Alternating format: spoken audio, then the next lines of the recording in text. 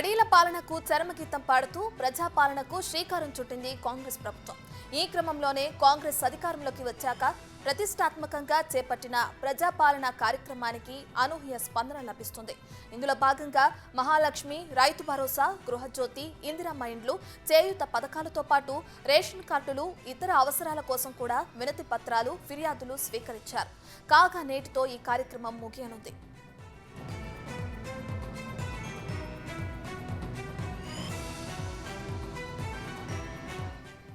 ప్రజలందరికీ ప్రభుత్వ పథకాలు అందేలా పటిష్ట జాగ్రత్తలు తీసుకుంటున్నారు అధికారులు. అందుకుగాను దరఖాస్తుల స్వీకరణ సమయంలో సైతం అప్లికేషన్ సీరియల్ నంబర్, యూనిక్ ఐడిని రాసి ఎక్సెల్ షీట్లో పొందుపరిచేలా చర్యలు తీసుకున్నారు. ఇక నేటితో ఈ కార్యక్రమానికి గడువు ముగుస్తుండటంతో దరఖాస్తులను ఆన్లైన్లో డిజిటలైజేషన్ చేసేందుకు అధికారులు కసరత్తులు చేస్తున్నారు.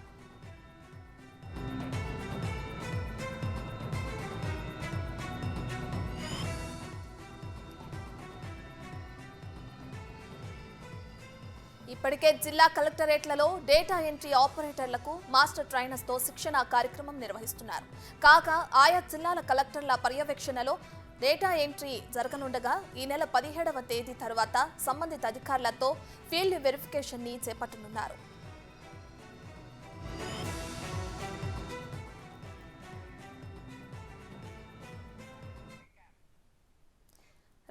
మహాలక్ష్మి, రైతు భరోసా, గృహజ్యోతి, ఇందిరమ్మ ఇండ్లు, ఈ విధంగా కొత్తగా అప్లై చేసుకున్న రేషన్ కార్డులు కూడా వినతి పత్రాలని, ఫిర్యాదులు స్వీకరిస్తున్నారు. అటు కాంగ్రెస్ నేతలు. కాంగ్రెస్ ప్రభుత్వం అధికారంలోకి వచ్చిన తర్వాత కార్యక్రమం చేపట్టడం జరిగింది. అయితే దీనికి సంబంధించి ఈ రోజు నేటితో ఈ కార్యక్రమం ముగియనుంది. దీనికి సంబంధించిన అప్డేట్స్ మా ప్రతినిధి శంకర్ అందిస్తారు. శంకర్.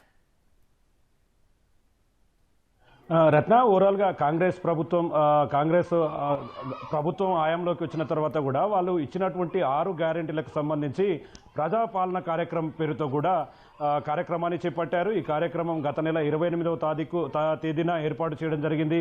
నాటి నుంచి నేటి వరకు కూడా ఉమ్మడి జిల్లా వ్యాప్తంగా కూడా ప్రజాపాలన కార్యక్రమానికి విశేషమైనటువంటి స్పందన వస్తుంది. ఈ రోజు చివరి రోజు కావడంతో పూర్తి స్థాయిలో మిగిలిన వారందరూ కూడా ఈ ప్రజాపాలన కార్యక్రమానికి సంబంధించినటువంటి దరఖాస్తుల ప్రక్రియకు సంబంధించినటువంటి ప్రక్రియ కొనసాగబోతుంది. ఈ క్రమంలోనే ఓవరాల్గా ఇంకా ఎవరైనా మిగిలి ఉన్నారో వారందరూ కూడా ఈ యొక్క దరఖాస్తులు ఇక్కడ ఇవ్వాల్సినటువంటి పరిస్థితి అయితే ఇక్కడ కనిపిస్తుంది. ఇక ముఖ్యంగా నేటితో చివరి తేదీ కావడంతో ఆయా జిల్లాల కలెక్టర్లు కూడా నిన్ననే ఈ యొక్క డాటా ఎంట్రీలకు సంబంధించినటువంటి సిబ్బందిని అంతా కూడా కలెక్టరేట్ కార్యాలయాలకు పిలిపించుకున్నారు. అక్కడ మాస్టర్ ట్రైనర్స్తో కూడా వారికి డాటా ఎంట్రీ ఆపరేటర్లకు కూడా పూర్తి స్థాయిలో శిక్షణ ఇవ్వడం జరిగింది. ఈ క్రమంలో ఉమ్మడి పాలమూరు జిల్లా వ్యాప్తంగా కూడా పెద్ద ఎత్తున లక్షల సంఖ్యలో కూడా దరఖాస్తులు వచ్చాయి. ఆయా దరఖాస్తుల్లో మహాలక్ష్మి కావచ్చు, గృహలక్ష్మి కావచ్చు, రైతు భరోసా కావచ్చు, ఈ పథకాలకు సంబంధించి ఎవరికైతే ఏ పథకం వర్తిస్తుందో వారు ఆ దరఖాస్తు ఫాముల్లో క్లియర్గా మెన్షన్ చేయడం జరిగింది. దీన్ని కూడా చాలా క్లియర్గా దగ్గరుండి జాగ్రత్తగా డాటా ఆన్లైన్ డిజిటలైజేషన్ ప్రక్రియను కూడా కొనసాగించే విధంగా కూడా ఆయా జిల్లా కలెక్టర్లు ప్రత్యేకమైనటువంటి చొరవను చూపుతున్నటువంటి పరిస్థితి కనిపిస్తుంది. ముఖ్యంగా నిన్న జరిగినటువంటి కలెక్టరేట్ కార్యాలయాల్లో కలెక్టర్లు సైతం సిబ్బందికి చాలా క్లియర్గా ఇన్స్ట్రక్షన్స్ ఇవ్వడం జరిగింది. ఈ నెల 17వ తేదీ వరకు కూడా ఈ కార్యక్రమాన్ని సజావుగా కొనసాగేలా కూడా అధికారులకు ఆదేశాలు జారీ చేశారు కలెక్టర్లు. ముఖ్యంగా డాటా ఎంట్రీ సంబంధించిన సమయంలో చాలా జాగ్రత్తగా వ్యవహరించాలని చెప్పి దానికి సంబంధించినటువంటి డిజిటలైజేషన్ ప్రక్రియలో ఎలాంటి తప్పులు తడకలు జరగకుండా చూడాలి. ఖచ్చితంగా పేదవారికి అర్హులైన వారికి పూర్తి స్థాయిలో ఈ పథకాలు అందేలా చూడాలని చెప్పి కూడా అధికారులను అటు ఆయా నియోజకవర్గాలకు సంబంధించినటువంటి ఎమ్మెల్యేలు కావచ్చు, అదేవిధంగా నియోజకవర్గాలకు సంబంధించినటువంటి జిల్లా కలెక్టర్ కార్యాలయంలో ఉన్నటువంటి కలెక్టర్లు కూడా ఆదేశాలు జారీ చేయడం జరిగింది. పెద్ద ఎత్తున సిబ్బందిని కూడా నియామకం చేయడం జరిగింది. ఓవరాల్గా 17వ తారీఖు వరకు కూడా ఈ కార్యక్రమం సజావుగా కొనసాగుతుందని చెప్పి కూడా జిల్లా కలెక్టర్లు పూర్తి స్థాయిలో చెప్పినటువంటి పరిస్థితి కనిపిస్తుంది. మొత్తంగా మనం ఏదైతే రాష్ట్ర వ్యాప్తంగా తీసుకున్నట్లయితే ఇప్పటి వరకు 1,08,94,115 దరఖాస్తులు కూడా ఈ యొక్క ప్రజాపాలన కార్యక్రమంలో వచ్చినట్టుగా తెలుస్తుంది. అయితే ఇప్పటి వరకు అభయస్థం కావచ్చు మరియు 6 హామీలకు సంబంధించి 93,38,111 దరఖాస్తులు వచ్చాయి. ఇతర దరఖాస్తులు అంటే వేరే ఈ యొక్క రేషన్ కార్డుకు సంబంధించినటువంటి దరఖాస్తులు కావచ్చు, భూములకు సంబంధించినటువంటి అభ్యర్థనను దాంట్లో పొందుపరిచే క్రమంలో కావచ్చు, వీటన్నింటికి సంబంధించి సపరేట్గా కూడా 15,55,704 దరఖాస్తులు అయితే వచ్చినట్టుగా చూస్తున్నాయి. అంటే ఇదంతా ఓవరాల్గా ఈ రెండు కలిపితే 1,08,00,000 పైచిలకు దరఖాస్తులు ఇక్కడ పూర్తి స్థాయిలో వచ్చినట్టుగా తెలుస్తుంది. ముఖ్యంగా ప్రజాపాలన గ్రామ సభల్లో దాదాపు 1,02,49,312 దరఖాస్తులు, అదేవిధంగా ఈ యొక్క గ్రామ పంచాయతీలు కావచ్చు, మున్సిపాలిటీ వార్డుల్లో కావచ్చు, ఓవరాల్గా ఈ యొక్క 12,171 గ్రామ పంచాయతీల్లో కూడా ఈ ప్రజాపాలన కార్యక్రమాన్ని కూడా సజావుగా కొనసాగుతూ వస్తున్నారు. ఖచ్చితంగా ఎప్పుడైతే కాంగ్రెస్ గవర్నమెంట్ చెప్పినటువంటి 6 గ్యారంటీలకు సంబంధించి అంశం తెర మీదకి తెచ్చారో ఆనాటి నుంచే నేటి వరకు ఇచ్చిన హామీలను నెరవేర్చుకునేందుకు ఖచ్చితంగా కాంగ్రెస్ ప్రభుత్వం మాటపై నిలబడుతుందంటూ కూడా ఆయా నియోజకవర్గాలకు సంబంధించినటువంటి కాంగ్రెస్ ఎమ్మెల్యేలు కావచ్చు, మంత్రులు కావచ్చు దగ్గరుండి ఈ ప్రజాపాలన కార్యక్రమాన్ని సజావుగా సాగేలా చూస్తున్నారు. ఓవరాల్గా మరి ఈ రోజు చివరి రోజు కావడం, చాలామంది వలసలకు వెళ్ళామంటూ కొంతమంది బేటా ఉన్నారు. వారికి కూడా ప్రభుత్వం మరి ఈ గడువును పెంచుతుందా లేదా అనే ఆలోచనలో మాత్రం ఇంకా మనకు తెలియాల్సినటువంటి పరిస్థితి అయితే మనకుంది. కానీ ఇప్పటి వరకు ఓవరాల్గా దరఖాస్తులు ప్రారంభమైనప్పటి నుండి నేటి వరకు దరఖాస్తుకు సంబంధించినటువంటి దరఖాస్తు ఫాముల్లో కూడా ఎవరు కూడా వాటిని అమ్మకుండా వాటిని కూడా గవర్నమెంటే పూర్తి స్థాయిలో దరఖాస్తులకు సంబంధించినటువంటి అభ్యర్థులకు ఇవ్వడం, దగ్గరుండి ఏఎన్ఎంలు కావచ్చు, ఆశా వర్కర్లు కావచ్చు, వీరందరినీ కూడా ఆ సిబ్బందిని తీసుకొని ఆయా గ్రామ పంచాయతీల్లో ఆ యొక్క దరఖాస్తులు నింపే ప్రక్రియలో ఎలాంటి తప్పులు తడకలు దొరకకుండా కట్టుదిట్టమైనటువంటి ఏర్పాట్లు చేశారు.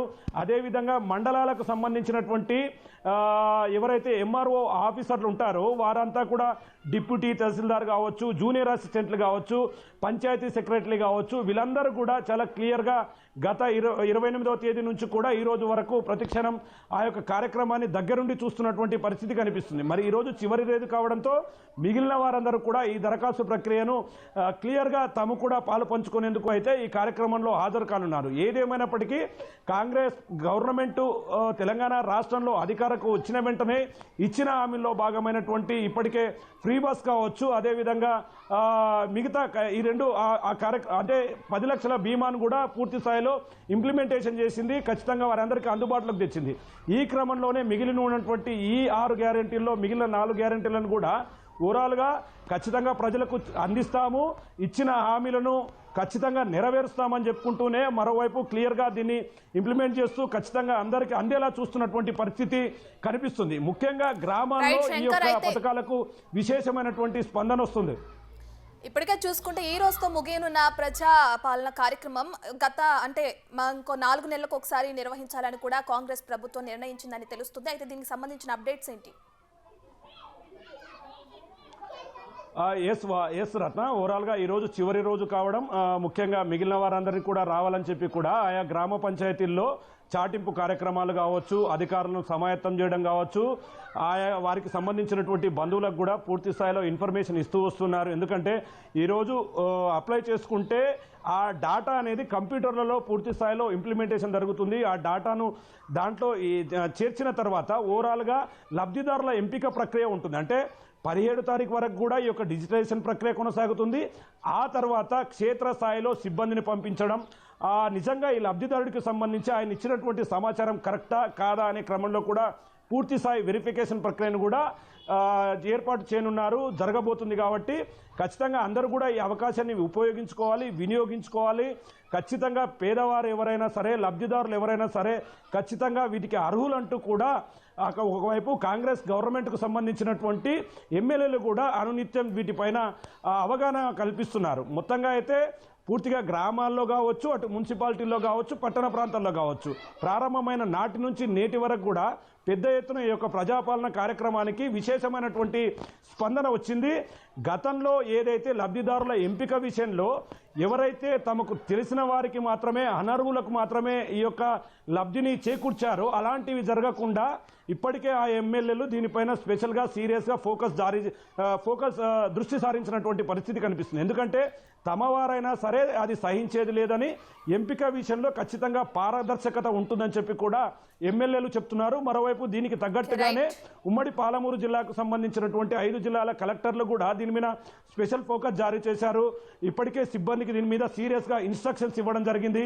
మరి రేపటి నుంచి ఈ ప్రక్రియకు సంబంధించినటువంటి అప్లోడ్ ప్రక్రియ ఏ విధంగా ఉండబోతుంది, తప్పులు తడకలు దొరలకుండా సిబ్బంది ఏ విధంగా దీని మీద క్లియర్గా ముందుకు వెళ్ళాలి అనేది మాత్రం మనం వేచి చూడాల్సిన పరిస్థితి ఉంది రత్న.